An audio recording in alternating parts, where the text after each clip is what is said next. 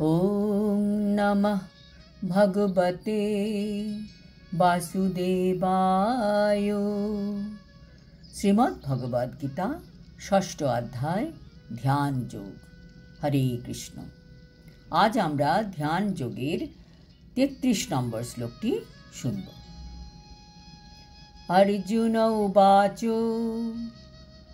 यः अयं योगस्तया प्रक्तः सम्मेन मधुसूदन एतस्साहं न पश्यामि चञ्चलतत्स्थितिं स्थिराम्। অনুবাদ।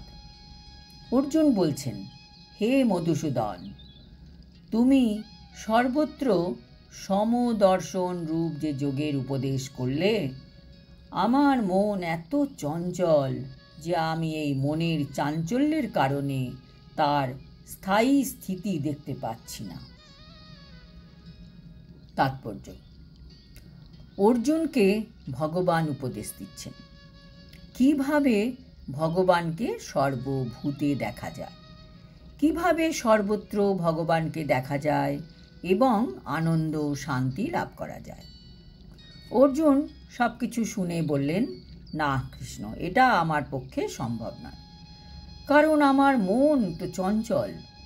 স্থিরভাবে তোমার কথা ভাবতে গেলে যে পরিমাণ মনের শান্তি প্রয়োজন, আমার চঞ্চল স্বভাববশত সেটি প্র্যাকটিস করা আমার পক্ষে সম্ভব নয়।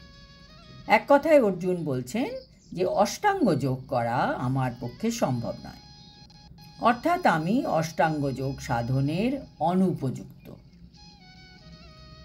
যদিও তখন তো ছিল দাপর যুগ, শ্রীকৃষ্ণর মতন গাইডেন্স পাচ্ছেন অর্জুন।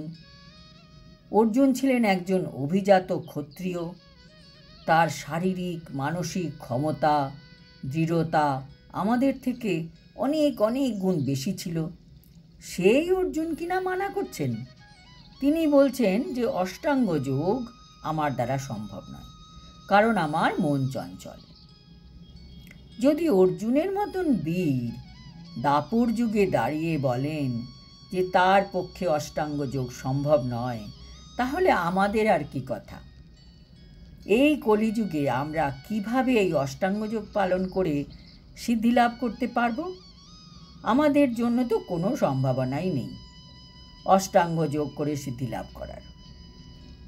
প্রথম কথা তো নির্জনে পাহাড়ে গিয়ে বাস করতে হবে, সেটা তো সম্ভব নয়।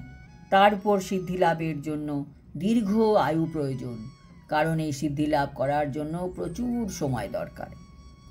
এই কলিযুগের মানুষ হচ্ছে স্বল্পায়ু, শান্ত মন নেই মানুষের, সেটারও বিরাট অভাব।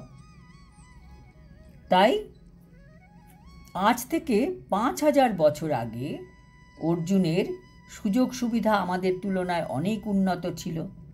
তারপরে পরমেশ্বর ভগবান ছিলেন শ্রীকৃষ্ণের পরমেশ্বর ভগবান শ্রীকৃষ্ণ ছিলেন অর্জুনের অন্তরঙ্গ সখা, কিন্তু তা সত্ত্বেও তিনি এই যোগ সাধন করতে অস্বীকার করেন।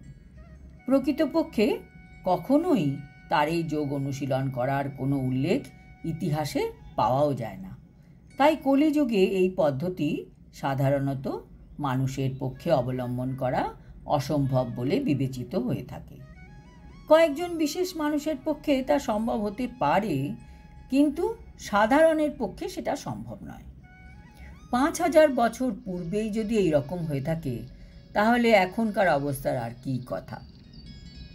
অর্জুন দীর্ঘায়ু মহারথী বীর হওয়া থেকে মহা তেজস্বী ক্ষত্রিয় হওয়া সত্ত্বেও যখন অসমর্থ জানাচ্ছেন, তখন আমাদের পক্ষে তো চিন্তাই করা যায় না। কলিযুগে মানুষের আয়ু মন্দ, ভাগ্য মন্দ, বুদ্ধি মন্দ, মতিগতি মন্দ, রোগ শোক নিয়ে মানুষ নাজেহাল হয়ে রয়েছে। অর্জুনের তো এসব ছিল না, তবুও অর্জুনও অষ্টাঙ্গ যোগ দ্বারা সিদ্ধিলাভ মানা করলেন। কলিযুগে ধ্যান অভ্যাস করা সম্ভব নয়, যারা করছে তারা নিজেদের প্রবঞ্চনা করছে। কলিযুগে একমাত্র ভক্তি প্র্যাকটিস করার উপায় হচ্ছে হরে কৃষ্ণ মহামন্ত্র জপ করা।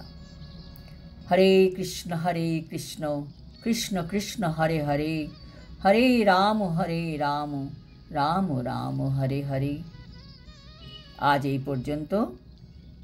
আগামী শ্লোকে আমরা আরও জানতে পারব কিভাবে এই চঞ্চল মন, যা বায়ুর মতোই বশীভূত হয় না, তাকে কিভাবে বশীভূত করা যাবে। হরি ওম তৎসৎ। হরে কৃষ্ণ।